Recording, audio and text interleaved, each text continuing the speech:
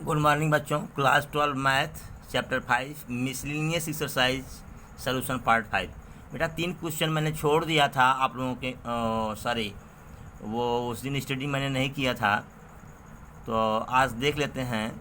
यह है कि यदि साइन ए प्लस बी बराबर sign A cos B plus cos A sine B, तो कॉस ए प्लस बी का फार्मूला आप फाइंड आउट करिए। तो हमने किया क्या, यहाँ पहले सवाल को बताने के पहले यह जान लीजिए आप, जो ए बी यहाँ दिया हुआ है ये कांस्टेंट नहीं है, ये वेरिएबल हैं। ए वेरिएबल हैं। वैसे भी जब आप फार्मूला का यूज़ करते हैं तो ए और बी के डिफरेंट मान रख करके इसको हल करते हैं आप। तो आपको खुद समझ जाना चाहिए ए बी इसमें कांस्टेंट नहीं है, ये वेरिएबल्स हैं।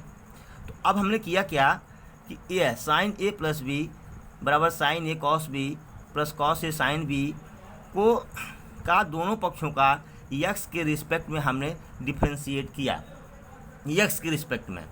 ठीक है, कह सकते हैं सर यहाँ तो यक्स का कोई फंक्शन ही नहीं है, लेकिन हम मान लेंगे।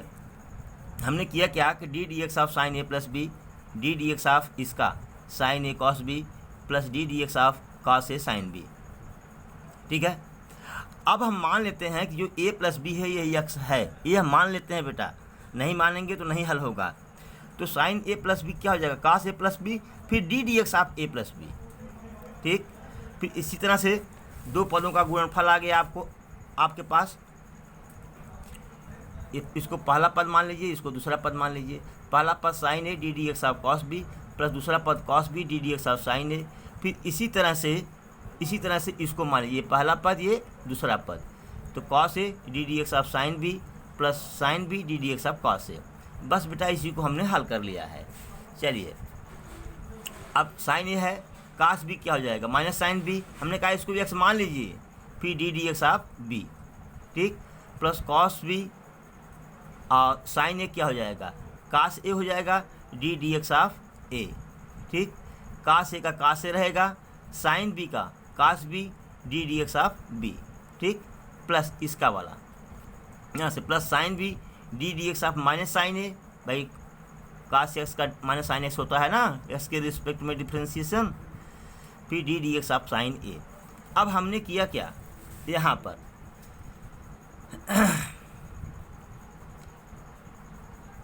वही जो गुणे का चिन्ह है हटा करके सिंपल फॉर्मूला में लिख दिया, इसको चिन्ह सही ढंग से लगा दिया। Minus sine A sine B D D X of B plus cos A cos B D D X of A plus cos A cos B D D X of B minus sine B sine A D D X of A. ठीक है, इसमें हमने किया क्या बेटा कि घबराइए मत, हिल रहा है कैमरा लेकिन आपको सही दूंगा। अब हमने minus sine A sine B common लिया तो हमको ब्रैकेट मिल गया D D X of B plus D D X of A. फिर cos A cos B common लिया हमने तो हमको ब्रैकेट मिल गया D D X of A plus D D X of B. ठीक, ये मिल गया हमको।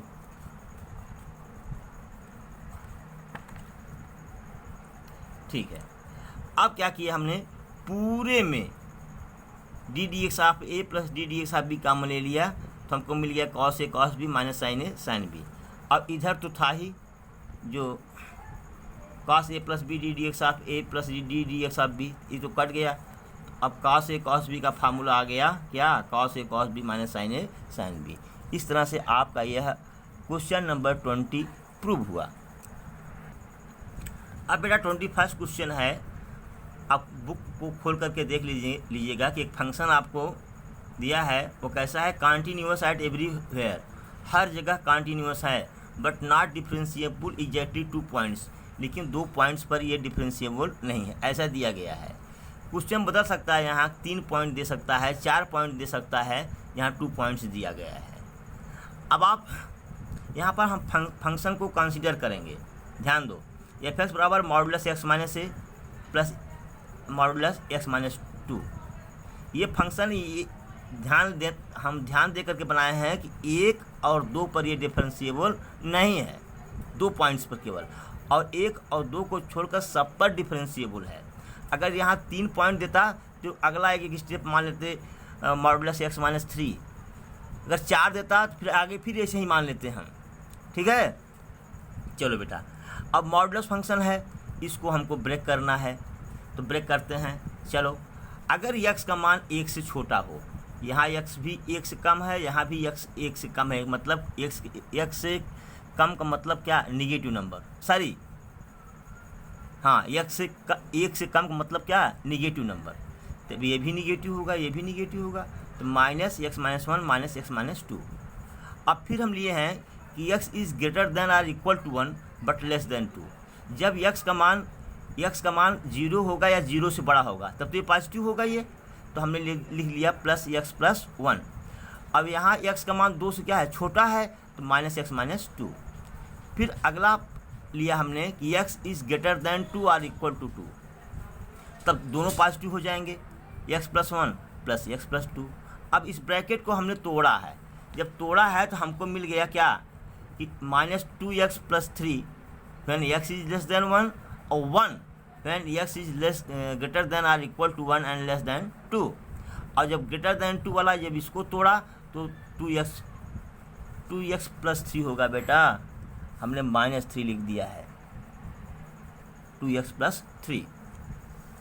ठीक है, अब हम डिफरेंशियल कंटिन्यूटी चेक करेंगे x बराबर 1 पर, x बराबर 2 पर। x बराबर 1 पर तो हम कंटिन्यूटी चेक करके दिखा दे रहे हैं, लेकिन x बराबर 2 पर आप करिए, आप बहुत सारे सवाल आप किए हैं।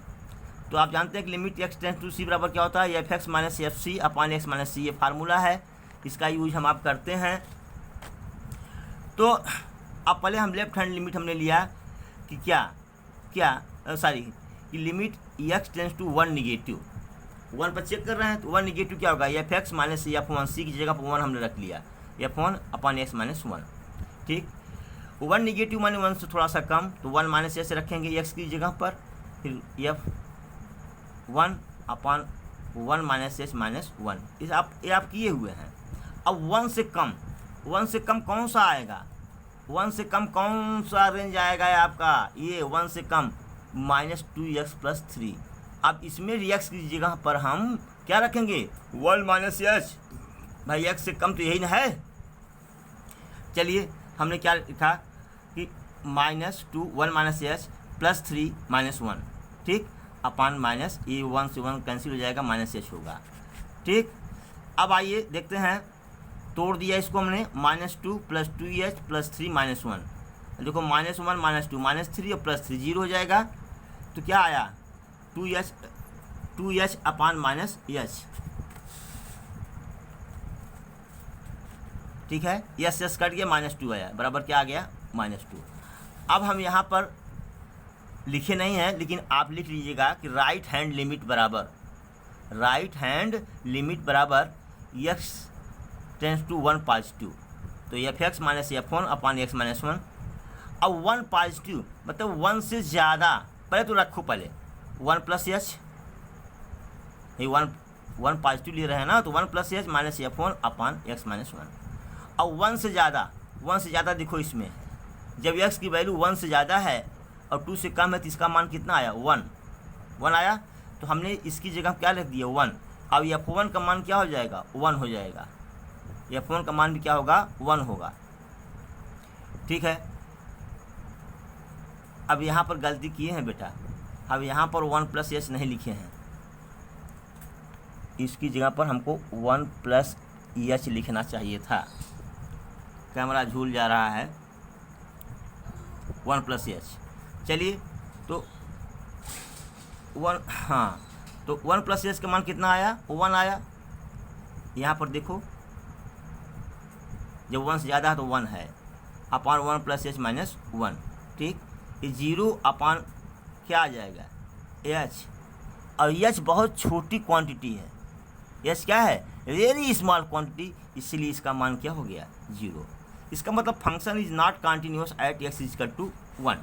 इसी तरह से आप हमने सिमिलरली लिख दिया है, लेकिन आप चेक करेंगे कि फंक्शन 2 पर भी कंटिन्यूअस नहीं है। यहाँ लिखेंगे कि left hand limit is not equal to right hand limit, so function is not continuous at X is equal to 1। इसी तरह से x बराबर 2 पर भी कर लेंगे। ठीक, x बराबर 2 पर भी आपको ये फंक्शन कंटिन्यूअस नहीं मिलेगा।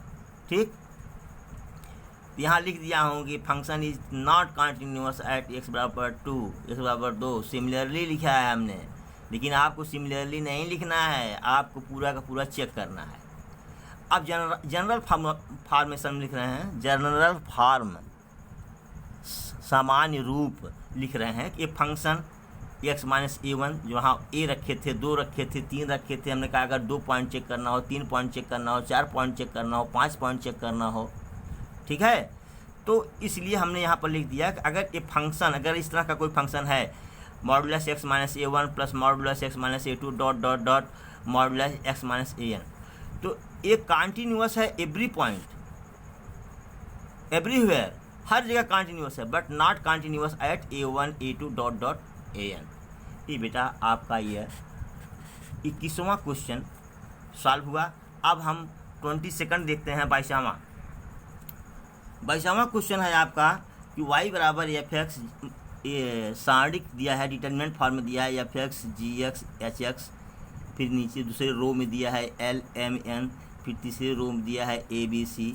तो प्रूव करना है हमको क्या कि y डैश बराबर F dash X G dash X plus S dash X upon L M N A B C row में। तो इसको हम डिफ्रेंशिएट करेंगे। तो जब भी हम डिफ्रेंशिएशन करते हैं किसका, डिटर्मिनेंट का, तो क्या करते हैं हम, बहुत ध्यान से सुनिएगा। पहली बार में पहले रो का डिफ्रेंशिएशन करेंगे और दोनों रो को छोड़ देंगे, फिर प्लस करेंगे, फिर दूसरी बार में दूसरे रो का डिफ्रेंशिएशन करेंगे, पहला और तीसरा रो छोड़ देंगे, फिर प्लस लिखेंगे, तीसरी बार में पहला दूसरा छोड़ देंगे, तीसरे रो का डिफ्रेंशिएशन करेंगे।